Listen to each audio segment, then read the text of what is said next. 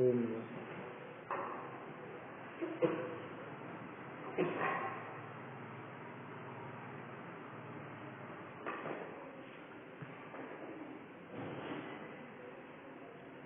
श्री जिन शासन गुरु नमो नाना विध सुख का आत्महित उपदेश तय करें मंगलाचा करें मंगलाचा।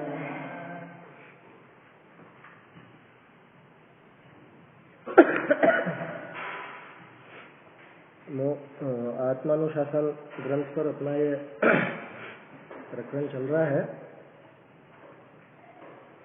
3 दिन का बीच में थोड़ा गैप लग गया। 19वां छंद चल रहा था है ना? 19वां क्या 18वां? 19वां।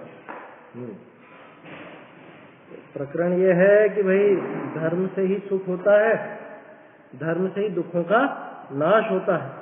इसलिए करने लायक काम तो एकमात्र धर्म ही है। चाहे बाहर में खूब अनुकूलताएं मिली हुई हो, चाहे बाहर में प्रतिकूलता, सुखित हो या दुखित हो, सभी प्रकार के जीवों को एकमात्र धर्म ही आश्रय लेने योग्य है। धर्म ही कार्य है। कार्य का अर्थ ही करने लायक। कार्य माने करने लायक, कर्तव्य। कि अगर उस सुख को पसंद करते हो, जो सुख अभी मिला है उस सुख को पसंद करते हो तो भी धर्म करो, क्योंकि उससे वो सुख बढ़ेगा। और अगर दुख है बाहर में और उस दुख का नाश करना चाहते हो तो भी धर्म करो, क्योंकि उससे उस दुख का नाश हो। इसलिए एकमात्र धर्म ही हमें करने लायक है, ऐसा बताया था। 19वां छंद अपना चल रहा था, है ना? मेरे ख्याल से अर्थ नहीं पड़ा था शायद इसका। हाँ, गाथा बोली थी शायद बस। चलिए फिर से देख लेते हैं छंद इसका जो है। इसमें बताया क्या है? हाँ, इसमें एक खास बात अपन ने देखी थी कि इसी के आधार पर वो जो बात आई थी, कौन सा? त्यों चक्री नृप सुख करे धर्म विसारे नाही, वो की वही बात है, वो यहाँ से ली गई है ना? किसने ली? भूधर दास जी। भूधर दास जी की 3 पंक्तियां दिखेंगी इसमें अपने अभी 2-3 छंदों के अंदर ही, 2-3 छंदों में नजर आ जाएगा। तो भूधर दास जी ने भी ये सब पढ़ा हुआ था, और उसी में से देखो कवियों को कहाँ से क्या मिलेगा, कौन क्या लिखेगा? जो पढ़ा होगा, जो सुना होगा, वही तो लिखेंगे ना। समझ में ही बात। एक ऐसे हम जब पढ़ते थे संस्कृत साहित्य वगैरह, तो इसमें आता है कि जो खाया होगा उगाल वैसी तो निकलेगी। मतलब जो सुना होगा जीवन भर, जो ग्रहण किया होगा, उसके मुंह से कैसी बात निकलेगी? जो सुना होगा या जो पढ़ा होगा वही बात उनके मुंह से निकलेगी। तो अपने कवियों के लेखन में, अपने जो विद्वान है उनके लेखन में, उनकी रचनाओं में वही सब आचार्यों की बातें सामने निकल के आती है, क्योंकि उन्होंने उसी का अभ्यास किया, वही पढ़ा, तो वो बातें निकल के आती है। गुरुदेव कहते थे ना, लहसुन खाते खाते अमृत की डकार नहीं आती। ये अपोजिट उदाहरण है। मैंने लहसुन खाया है तो लहसुन की बदबू आएगी, और अमृत पिएगा तो अमृत की डकार है। आया समझ में? तो सभी कवियों का ऐसे निकल के आता है अलग अलग ग्रंथों से। अपने को ये चीजें ध्यान में रखनी चाहिए, और अगर अपने व्यक्तिगत पुस्तक हो तो उसमें नोट करके रख लेना चाहिए। जैसे इसमें वो पंक्ति आई, ये पंक्ति यहाँ से, इस तुम लोगों तो खास तौर पे उपयोगी, आगे काम आएगी। कभी भी उस पर बात हो कि देखो ये बीज राग फल भोगवे हैं, जो किसान जग में त्यों चक्री नृप सुख करे धर्म विसारे नाही, ये कहाँ से आई? ये यहाँ से आई। त्यों चक्री नृप सुख करे, ये यहाँ से आई, है ना? क्या बात करी थी अपन ने कि भाई भोगना ना, खूब भोगो, लेकिन धर्म को भूलकर नहीं, धर्म का साधन करते हुए, धर्म की रक्षा करते हुए भोग, ऐसा इसका उपदेश। बोलते हैं छंद, धर्माराम तरुणाम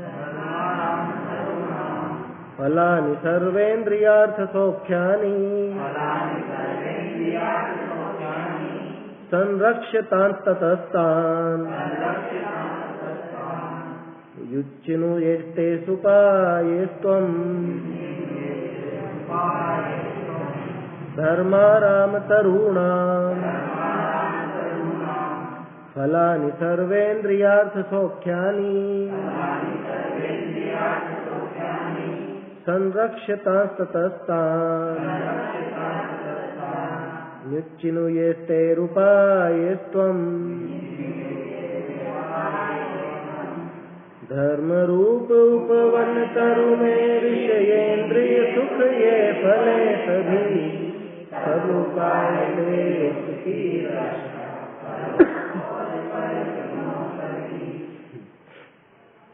क्या कह रहे हैं? फल चुनो सभी, बढ़िया अनुवाद है। उच्चिनो, जैसे उच्चिनो जो है वो उसके सेवन करने में, जैसे बच्चा चॉकलेट को क्या करता है, बिल्कुल चूस चूस के एकदम ऐसे खाता पूरा रस लेकर के, ऐसे कि तुम विषय भोगों को, जो धर्म के फल है, इनको उच्चिनो, इनको अच्छे से भोगो, कोई दिक्कत नहीं है, लेकिन धर्म रूपी वृक्ष की रक्षा करते हुए। धर्म वृक्ष की अगर रक्षा नहीं करी तो बाद में वो फल भी कहां से मिलेगा, वो फल मिलने वाला नहीं है। ऐसा इसका अर्थ था। धर्म आराम तरुणाम, यानी धर्म रूपी उपवन के वृक्षों के फल है कौन? सर्व इंद्रियार्थ सौख्यानि, जितने भी ये इंद्रियों के विषय भोग हैं, इंद्रिय अर्थ माने इंद्रियों के विषय, जो भी सुखदायक विषय है इंद्रियों के, ये सब क्या है? धर्म रूपी बगीचे के वृक्ष के फल है। अब क्या करना, इन फलों को हमेशा भोगना है तो फल लेके निकल जाओ बस, ऐसा कि उन पेड़ों की रक्षा करनी पड़ेगी, उन वृक्षों को भली भांति संरक्षण देना पड़ेगा, तभी जाकर के आगामी काल में भी उनसे फल प्राप्त होता रहेगा। देखो अर्थ इसका देखते हैं, है ना। ढूंढारी वाली प्रतिमा हस्तलिखित में पेज नहीं है, लेकिन ढूंढारी प्रति है अपने पास एक और।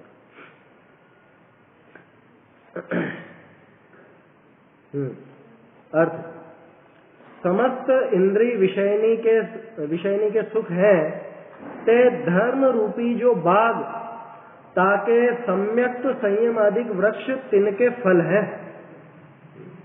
ताते तू जिहित ही उपाय नहीं करी, तिन वृक्षनि को राखी, तिनका फलनि को चूंटी ग्रहण करहु।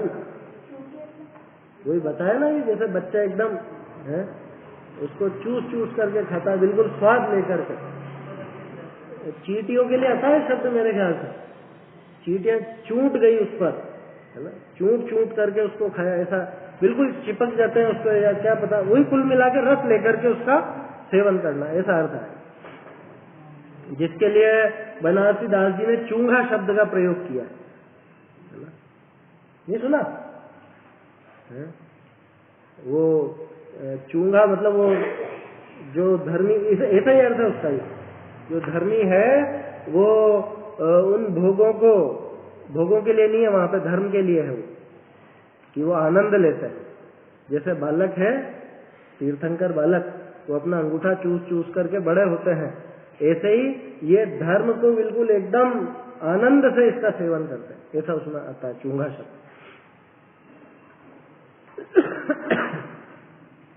चूंटी ग्रहण करी, भावार्थ, जैसे सियाना पुरुष है सो जिनी बागनी के वृक्षनि के चोखे फल लागे, तिनी वृक्षनि की तो रक्षा करे, और उनके फल लागे तिनको ग्रहण करे। क्या, जो इसको फल अच्छे लगते हैं उन फलों को ग्रहण तो करता है, लेकिन कैसे? उन वृक्षों की रक्षा करके और फिर वो फल ग्रहण करता। धर्म विसारे नाही, है ना। कैसे? तू विवेकी है तो जिन धर्म का अंगनी का सुख रूप फल निपजे, इस धर्म के अंगनी की तो रक्षा करी। धर्म के अंग कौन से धर्म के अंगों की रक्षा करनी है अपने को? देखो मूल में हमेशा ध्यान रखना, धर्म दो ही मुख्य सिद्धांतों पर अपना चलता है, वीतरागता और अहिंसा। ये दो हैं, ये दो खंडित हुए तो समझ लो धर्म खंडित, और दोनों प्रकारांतर से एक ही है, आया समझ में? क्योंकि राग द्वेष ही वास्तव में हिंसा की मूल जड़ है। राग द्वेष गए तो हिंसा भी जाएगी, पुरुषार्थ सिद्धि उपाय में तो बताया ही है ना। तो इन दो पे विशेष अपने को ध्यान रखना चाहिए, बाकी सब इनके विस्तार है। है ना, सत्य, अचौर्य, ब्रह्मचर्य, अपरिग्रह, ये सब इन्हीं के विस्तार है। अहिंसा का विस्तार बताया वहां पर पुरुषार्थ सिद्धियोपाय में इनको। तो ये अपने को समझना चाहिए कि धर्म के जो भी अंग है कौन कौन से, दया है ना, या समझ लो धर्म के अंगों में जो भी अपने समझ लो स्वाध्याय है, जिनेंद्र भगवान की पूजा है, स्तवन है, ये सब भी धर्म के अंग हैं। समझ में आ रही है बात? कुछ व्यवहार से है, कुछ निश्चय से है, ऐसा समझना, लेकिन सभी अंगों का बराबर पालन किया जाए। अभी बहुत प्रमाद का काल आ गया है कोरोना की वजह से, मतलब साल भर में लोगों की जो आदत पड़ गई ना, वो आदत बहुत खतरनाक हो गई। उसमें सावधानी बहुत जरूरी है। क्या ऑनलाइन के चक्कर में वो असली चीजें छूट गई लोगों को। दर्शन करने तक मंदिर नहीं जा रहे, जबकि सब सुविधाएं होगी फिर भी नहीं जा रहे। और ये उस टाइम पर भी अंदाजा हो चुका था। क्या उस टाइम भी 6-7 महीने पहले भी मुझे तो आया था विकल्प, और एक जगह शायद बोला भी मैंने कि ये ऐसा हो जाएगा, जो दूर दूर रहते हैं ना उनको बहुत बहाना मिल जाएगा आने वाले समय के लिए। जो बड़े शहरों में रहते हैं, बेंगलोर या बंबई वगैरह, अब उनको तो कि अरे इतने टाइम भी तो करे ही सही अपन ने टीवी पे दर्शन, अब भी कर लो। अरे अब टाइम ज्यादा हो रहा, आज टीवी पे दर्शन करके कर लो। ये हो गया, ये स्थिति आ चुकी है। स्वाध्याय में भी बहुत प्रमाद हो गया।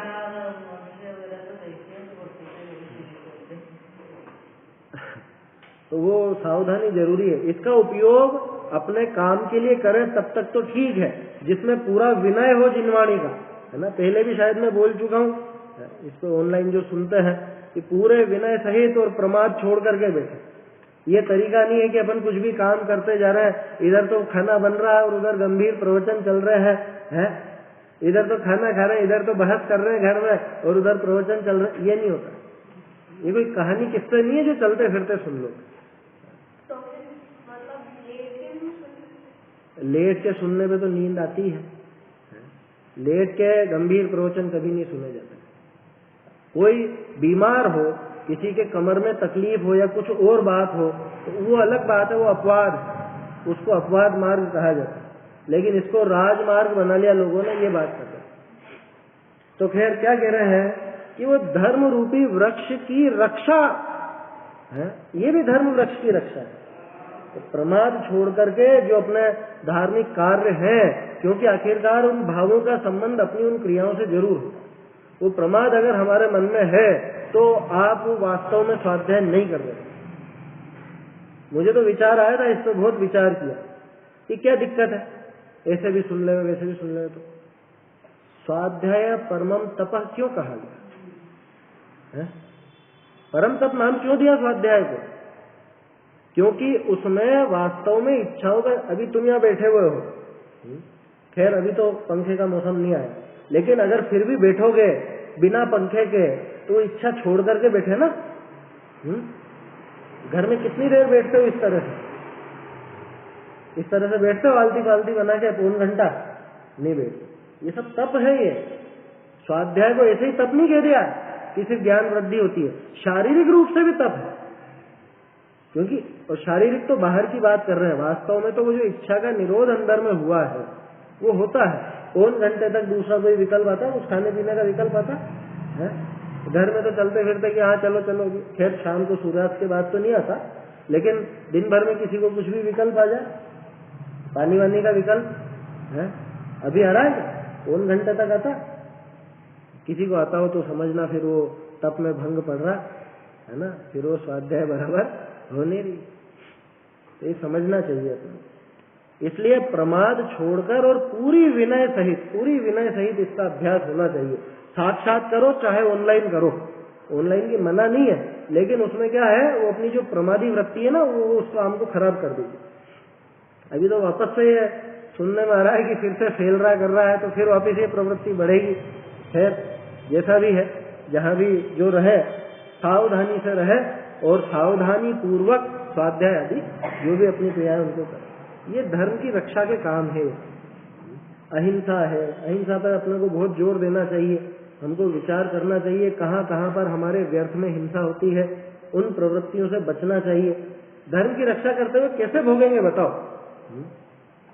हम अलग अलग बर्तनों में खाना खाते हैं, ठीक है, ये भी अपना एक ठीक है, जिसका जैसा विभव उस हिसाब से, कोई चांदी के बर्तन में, कोई स्टील के बर्तन में, कोई कुछ में खा रहे हैं।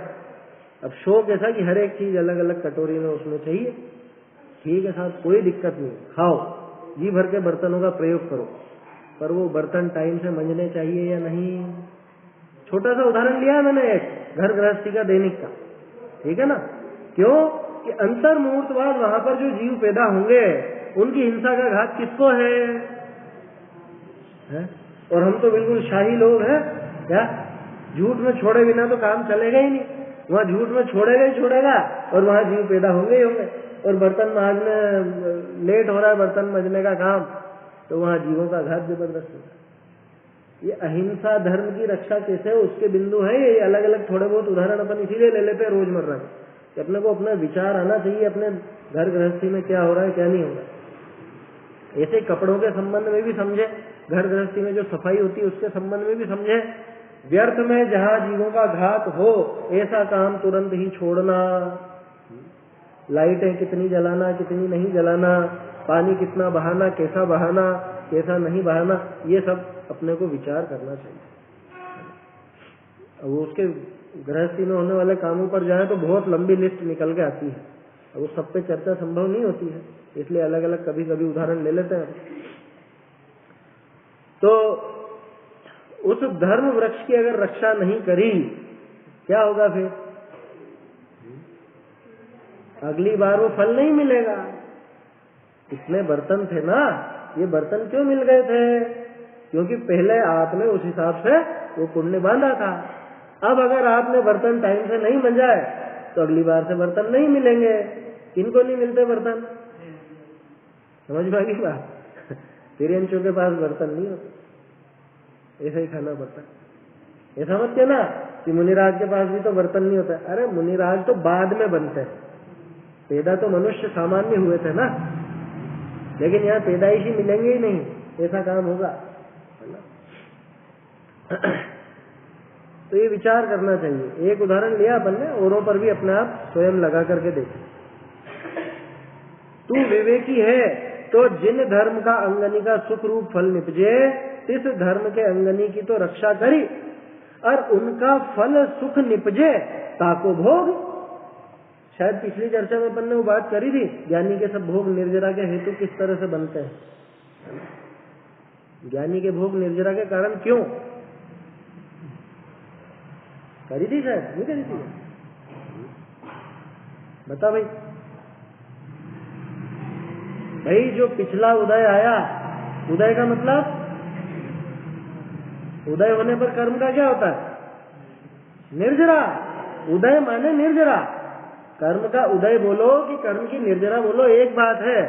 सविपाक, अविपाक नहीं, सविपाक निर्जरा माने उदय। कर्म उदय में आया, फल दिया और खिर गया, तो उदय में आने के बाद कर्म खिरता ही खिरता है, ठीक है। अब ज्ञानी के और अज्ञानी के दोनों के ही खिरता है, लेकिन चक्कर क्या है कि अज्ञानी नया बांध लेता है उस अनुपात में, और ज्ञानी के उस अनुपात में नहीं बंधता, कम बंधता है। जैसे समझ लो 100 कर्म परमाणु कर्म निषेध या जो भी एक अपन गिनती के हिसाब से चले, 100 की मात्रा में कर्म का उदय आया और 100 की मात्रा में अथवा उससे भी ज्यादा की मात्रा में बंध गया, तो फायदा कुछ नहीं। और ज्ञानी की क्या होता है? ज्ञानी के वही कर्म उदय में आया, 100 की मात्रा में आया, लेकिन नया जो बंधेगा वो कम बंधेगा। तो यानी पहले का जो कर्जा था वो खत्म होता जाता है। इसलिए ज्ञानी के भोग भी निर्जरा के, भोग दोनों कर रहे है ना। वही भोजन अज्ञानी ने किया, वही भोजन ज्ञानी ने किया, लेकिन अज्ञानी का वो भोजन नए कर्म के बंध का कारण बना, ज्ञानी का वो भोजन उतनी मात्रा में नहीं बना, उतनी मात्रा में निर्जरा है। इसलिए ज्ञानी के भोग निर्जरा के कारण है। क्या किया ज्ञानी ने? उसको भोगा, निर्जरित हो गया। ये हो गया ज्ञानी का भोग निर्जरा का कारण। अरे ज्ञानी अगर नहीं भोगेगा तो निर्जरा कैसे होगी उस कर्म की? इसको इस तरह इस दृष्टि से सोचो ना। आदिनाथ जी अगर 83 लाख पूर्व तक गृहस्थी में नहीं रहते तो वो जो पुण्य बंधा हुआ था उसका क्या होता? समझ में आई बात? वो कैसे खिरता? तो ज्ञानी के जो भोग हैं वो उनकी वो कर्म की निर्जरा के कारण है।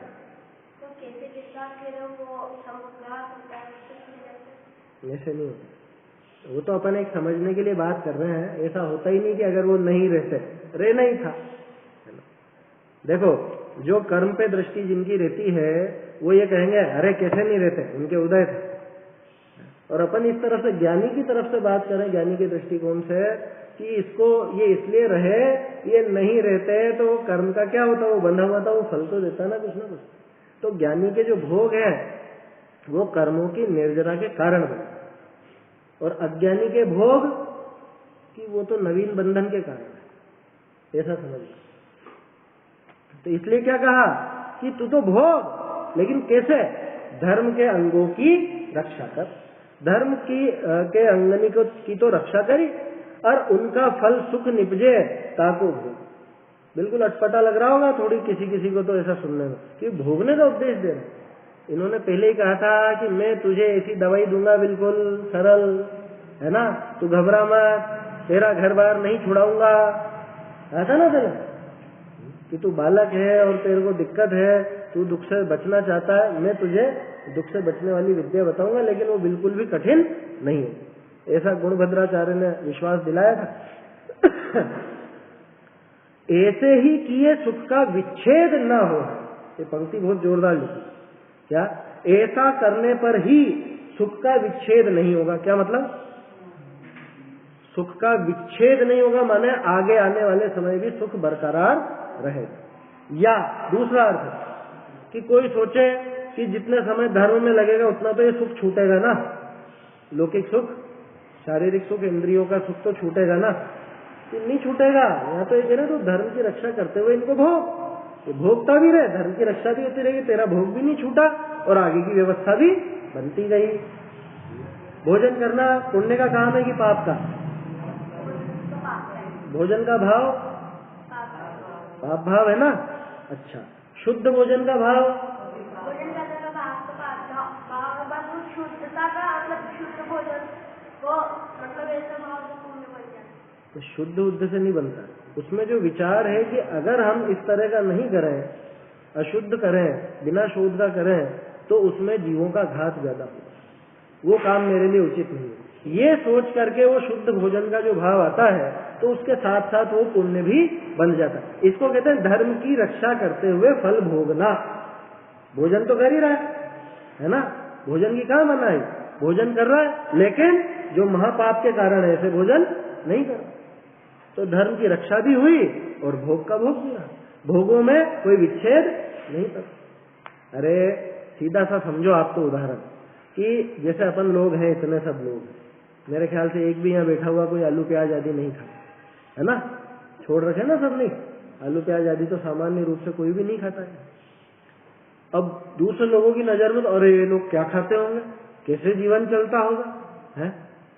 तो उनकी नजर में वो ऐसा हो गया कि ये तो भोग ही नहीं, जबकि अपने को कोई बाधा लगी क्या? आज तक भोजन में कोई बाधा लगती है इनके बिना? और स्वादिष्ट बनता है कि नहीं बनता? घर का भोजन बनता स्वादिष्ट, उनके बिना ही बनता। आया समझ में? तो कहने का अर्थ यह है कि भोगों में भी बाधा नहीं आई, धर्म की रक्षा भी स्वयं हो गई। इस तरह से धर्म की रक्षा करते हुए भोग भोगना उचित है। पुस्तक ले लो। यह विषय सुख की प्राप्ति के अर्थ ही धर्म को आचरता जो जीव ताके विषय सुख का अभाव हो है, ऐसी आशंका करी तू धर्म से विमुख मती हो जाते हैं, ऐसा न्याय है। क्या कह रहे हैं? अब देखो शंका खड़ी हो गई उसको, होनी थी कि विषय सुख की प्राप्ति के लिए धर्म का आचरण करने पर तो विषय सुख का अभाव ही हो जाएगा ना, क्योंकि हमने तो यही पढ़ा था कि अगर धर्म की प्रवृत्ति इसलिए कर रहे हो सांसारिक प्रयोजन के लिए तो फिर तो नहीं मिलेगा। अथवा जो विषय सुख की प्राप्ति जिसको चाहिए है ना, अब धर्म का आचरण करने लगूंगा तो विषय सुख तो छोड़ना पड़ेगा ना मुझे। अरे सीधी सी बात है, अगर मैं आपकी स्वाध्याय में बैठूंगा पौन 1 घंटा तो कम से कम उतनी देर तो मेरे को मोबाइल छोड़ना ही पड़ेगा ना। उदाहरण समझ में आया? उतनी देर तो मुझे दूसरों से बातें छोड़नी पड़ेगी। या अगर मैं रात्रि भोजन छोड़ देता हूँ तो रात का खाना वाना वो सब तो छूटेगा ही सही ना। ऐसा सरल सा उदाहरण है। तो विषय सुख की प्राप्ति के लिए जो धर्म का आचरण करता है उसके विषय सुख का अभाव हो जाएगा। दोनों बातें लेकर के चलना, क्योंकि एक शंका तो बिल्कुल वाजिब है। कौन सी वाली? अगर हम 5 इंद्रिय के विषय भोगों के लिए धर्म का साधन करते हैं तब तो फिर सुख कैसे मिलेगा? ऐसी आशंका करी, तू धर्म से विमुख मत हो, कि तू घबरा मत, ये शंका मत ला दिमाग में कि मैं धर्म मार्ग में लगूंगा तो मुझे विषय भोग नहीं मिलेंगे, अथवा इस भावना से धर्म मार्ग में लगूंगा तो विषय भोग नहीं मिलेंगे। तू घबरा मत, विकल्प भी मत कर उनका और चिंता मत कर। क्यों? ये अगला छंद देखते हैं। धर्म सुखस्य हेतु हेतु न विराधक स्वकार्यस्य तस्मात् सुख भंग धिया मा भूर्धर्मस्य विमोखस्त्वम्। धर्म सुखस्य हेतु हेतुर्न विराधक स्वकार्यस्य तस्मात् सुख भंग धिया मा भूर्धर्मस्य विमोखस्त्वम्। सुख का कारण धर्म कहा, निज कार्य विराधे नहीं कभी, इसीलिए सुख भंग भी विकट, धर्म विमुख होना न कभी। देखो क्या कह रहे हैं, धर्म सुखस्य हेतु। धर्म किसका हेतु है? सुख का। पहले बता चुका है ना, 2-3 क्षण पहले भी आया था। तो सुख का कारण है धर्म, और हेतु न विराधक स्वकार्य। स्वकार्य माने अपने कार्य का, अपने कार्य का विराधक नहीं होता। कौन? हेतु। कि जो हेतु है, जो कारण है, वो अपने कार्य का कभी विराधक नहीं होता। माने कारण कभी भी अपने कार्य की विराधना नहीं करता। जैसे आग है, आग कभी गर्मी नहीं दे, ऐसा हो सकता है? शक्कर डालो और दूध मीठा नहीं हो, ऐसा हो सकता है? तो शक्कर कभी भी मिठास की विराधना नहीं कर सकती, ठीक है। नमक कभी भी खारेपन की विराधना नहीं कर सकता, ठीक है। बीज कभी भी वृक्ष की विराधना नहीं कर सकता। ठीक उसी तरह से जो ये धर्म सुख का कारण है, तो धर्म कभी भी अपने कार्य रूप सुख की विराधना नहीं कर सकता। तस्मात्, इसीलिए सुख भंग भिया। क्या? सुख भंग की भीति से, भीति माने डर, भिया माने उस डर से, सुख भंग भिया, ठीक है। सुख मेरा भंग हो जाएगा इस डर से, माँ भू, तू मत हो। क्या मत हो?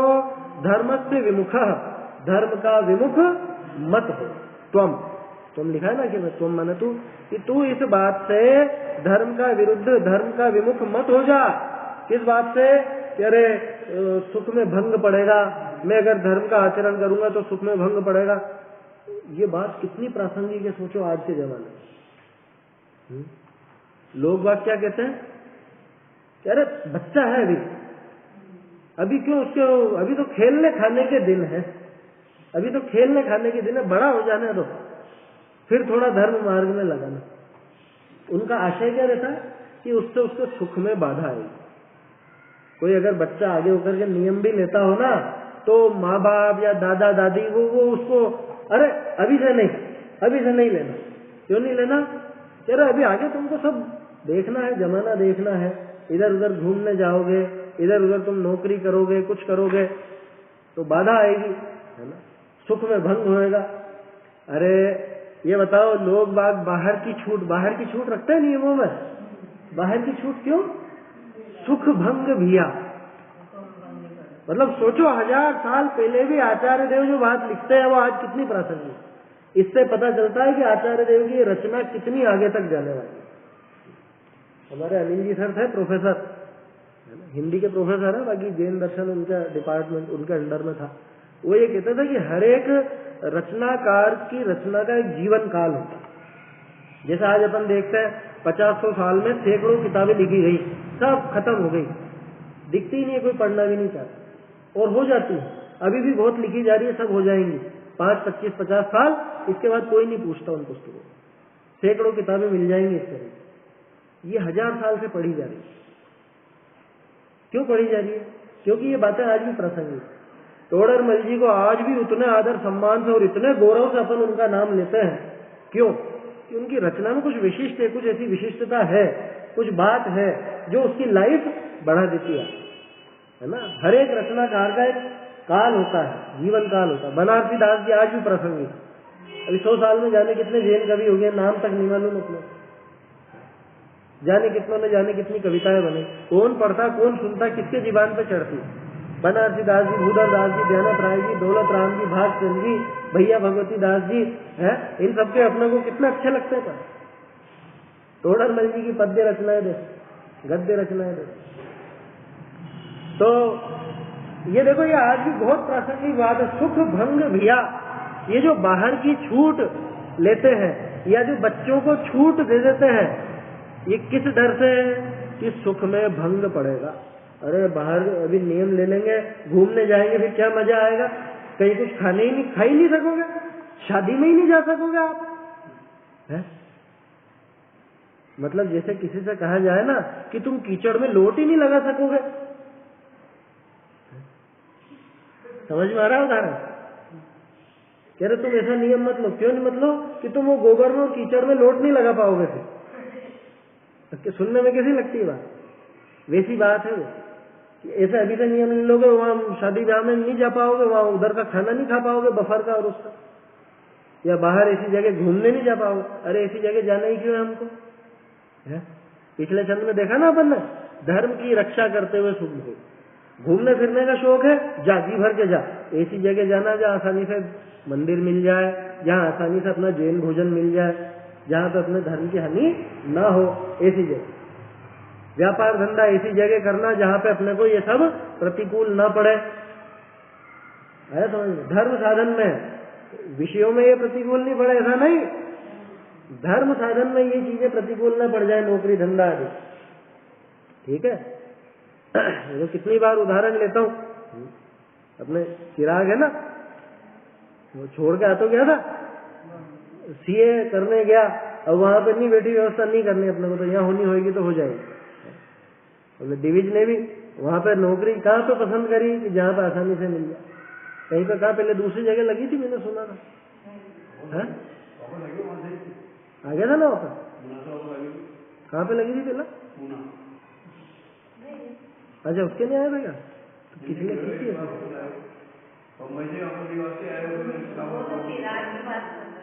अच्छा नहीं, चिराग की नहीं, दिविज की कह रहा था पहले। हाँ वापी में तो है, अपना समाज भी है सब। हाँ अरे हमारे एक की सर्विस लगी थी, नाम भूल गया मैं, टीचर और अच्छे ग्रेड में लगी थी, शायद क्या नाम था, नाम भूल गया मैं।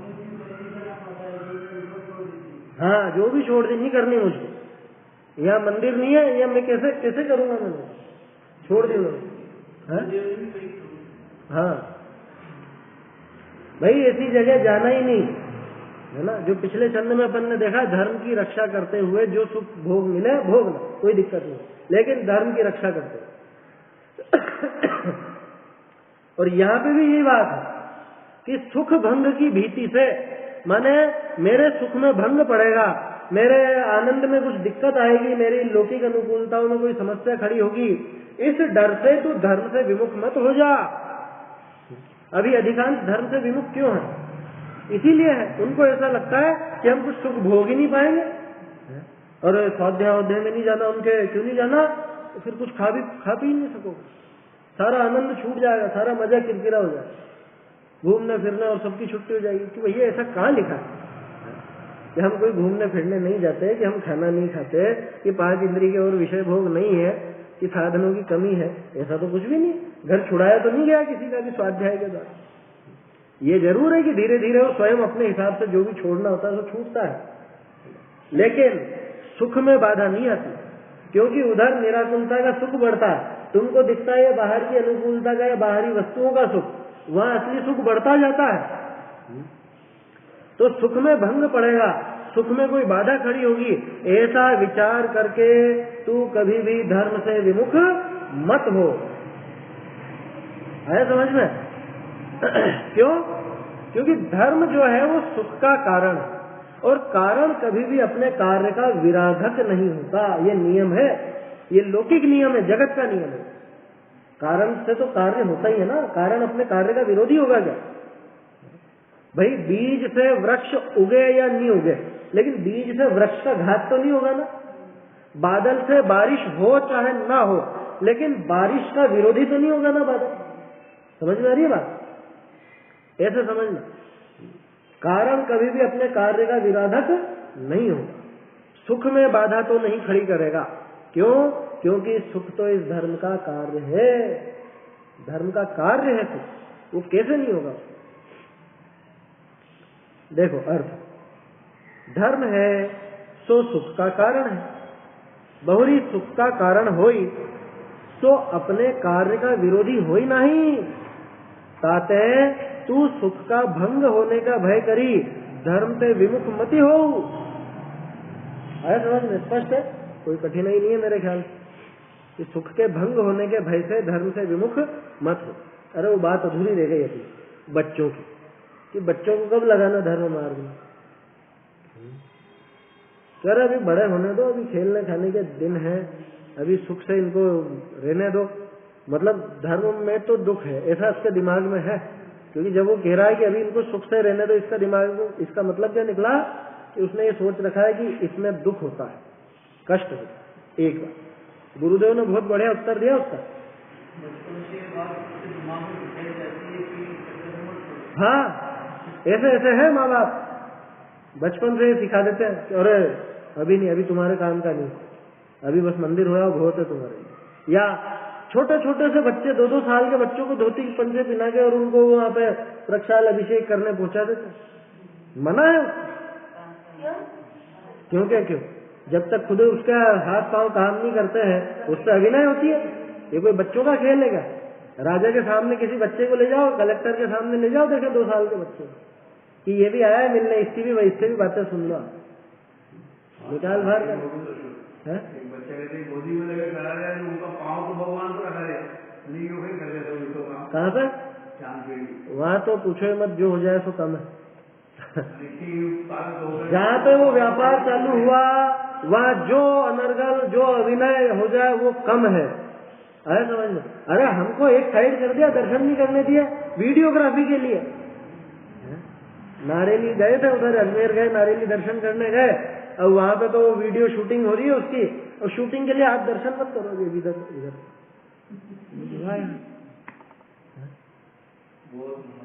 यह है कमाई के साधन, जहां पे बन गए ना वहां ऐसा खोटा काम हो जाता है। और ये तो पूरा विरुद्ध है, धर्म से विरुद्ध चीज है। समझ? ग्रहित मिथ्यात्व का साधन, स्पष्ट रूप से ग्रहित मिथ्यात्व, ये शांति धारा जो है। खैर देखो, अपनी बात क्या चल रही थी, बच्चों को कब लगाना। अध्यात्म संदेश में, मतलब वो रहस्यपूर्ण चिट्ठी पे जो गुरुदेव के प्रवचन है, उसमें बहुत बढ़िया प्रसंग है।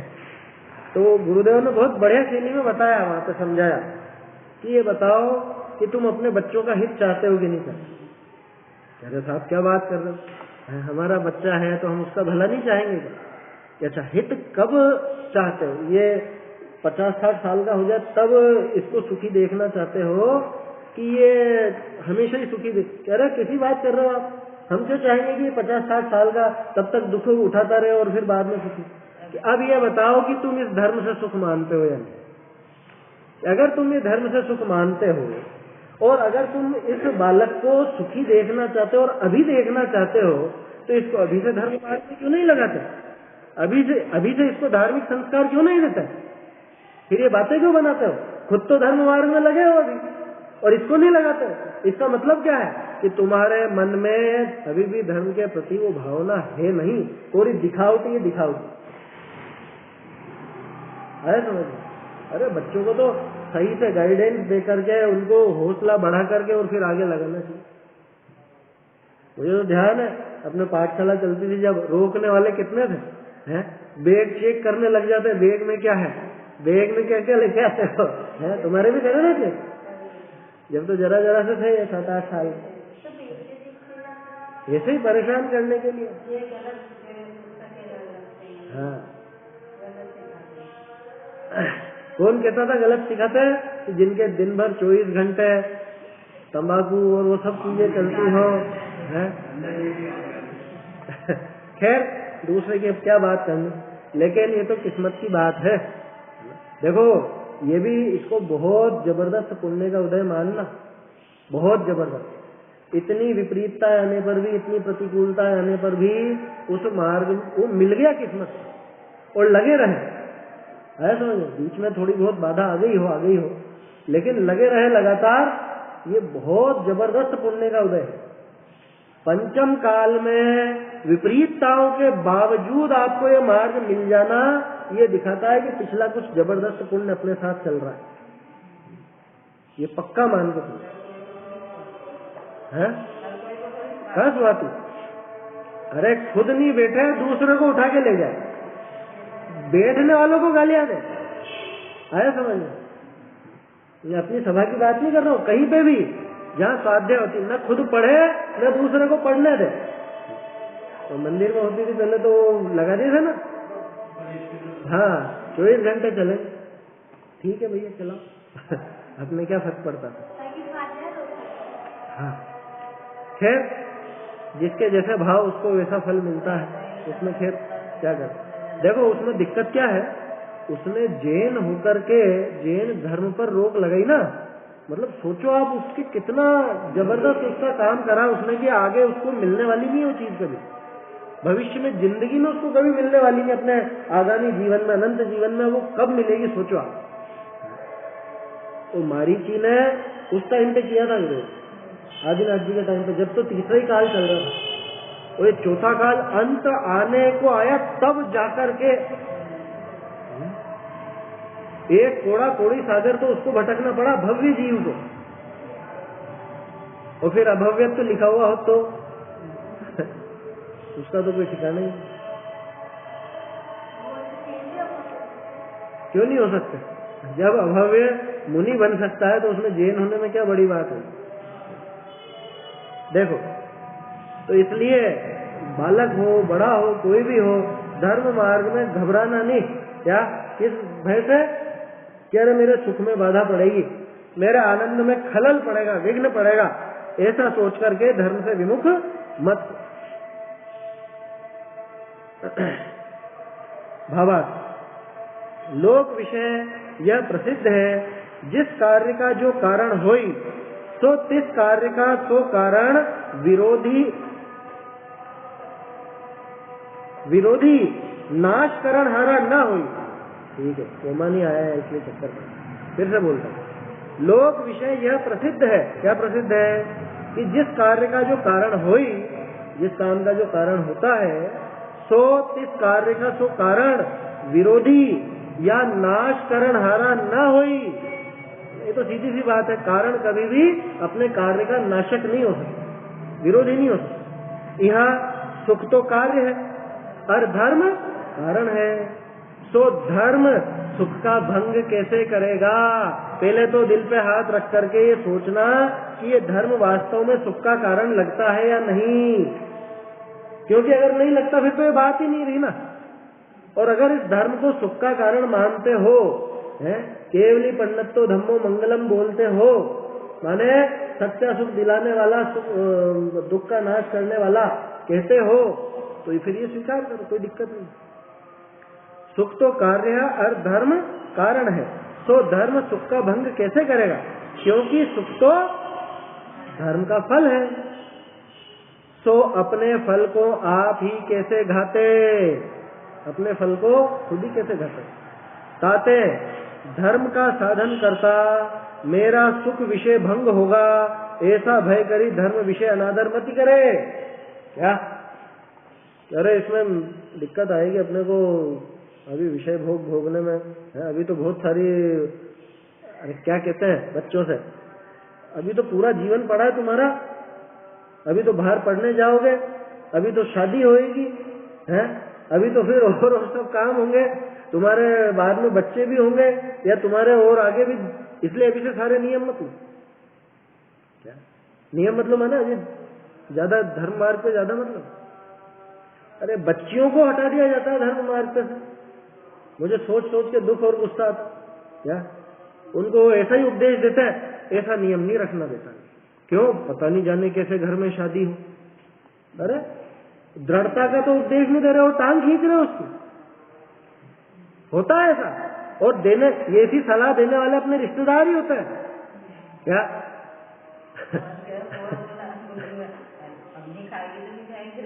खिलाना तो पड़ेगा, कंवर साहब आएंगे तो उनको तो रखना पड़ेगा है कि भैया पहली शर्त ये रखनी लड़का लड़की देखते समय कि हमारे तो भैया न खाएगी न खिलाएगी न बनाएगी, ये शर्त मंजूर हो तो बात आगे चला। 6 लड़कियां थी और ध्यान दी, हाँ 6 ऐसी जगह जो कि बाप भी थी, तो हाँ 6 ऐसी जगह थी। हाँ यही होना चाहिए, तो वो शुरू से दृढ़ रहे तब जाकर के वो काम होता है। अब दृढ़ नहीं रहे तो फिर ऐसे मैं ढीला तो जगत ढीला, उसमें क्या है? आया समझ? अपन ढीले रहेंगे तो वो जगत भी ढीला ही रहे मिलने वाला है, और अपन दृढ़ रहते हैं तो सब व्यवस्था अपने आप बनती है। मुझे तो कितनी बार लोग, जैसे कई बार ऐसा किस्सा बना फिर आप जैसे धनिया टमाटर और ये इसके बिना फिर कैसे हो पता, सब बैठ जाती है व्यवस्था, अपना आप सामने वाला भी ऐसी व्यवस्था कर लेता है और कहीं दिक्कत नहीं आती कहीं पर भी। समझ में ही बात? छोटा सा उदाहरण है, तो ऐसा कुछ भी अपन कोई भी बात में देख सकते हो। दृढ़ता से सारा काम अपने आप, अरे उसके साथ जो पुण्य बनेगा वो पुण्य क्या करेगा? वो पुण्य तो झक मार के आएगा ना सामने, कि नहीं आएगा? ताते धर्म का साधन करता, मेरा सुख विषय भंग होगा, ऐसा भय करी धर्म विषय अनादर मती करे। कारण से कार्य की वृद्धि ही हो है। लो कितनी बढ़िया बात, कारण से तो कार्य की वृद्धि होती है, कार्य का नाश कैसे होगा? ये टोडरमल जी की विशेषता है। ये बातें निकालते हैं टोडरमल जी से, छंद में नहीं भाई। छंद में तो यह कि कार्य का विरोधी नहीं होता। टोडरमल जी ने कहा कारण से तो कार्य की वृद्धि होगी, विरोधी की बात छोड़ो। ताते धर्म साधे सुख की वृद्धि ही हो है, ऐसा निश्चय करी धर्म विषय प्रीति ही करनी योग्य है ना। इसलिए कभी भी घबराना नहीं कि अपने सुख में बाधा पड़ेगी, अपन दुखी होएंगे, ऐसा सोच के धर्म मार्ग से विपरीत नहीं होना चाहिए। ठीक है ना? ये छंद हो गया। अब अगले छंद की चर्चा अपन और इसी को दृढ़ करने वाला दृष्टांत दिया है आगे, बीज राख फल भोगवे, वो आएगा आगे। तो ये अपन कल देखेंगे।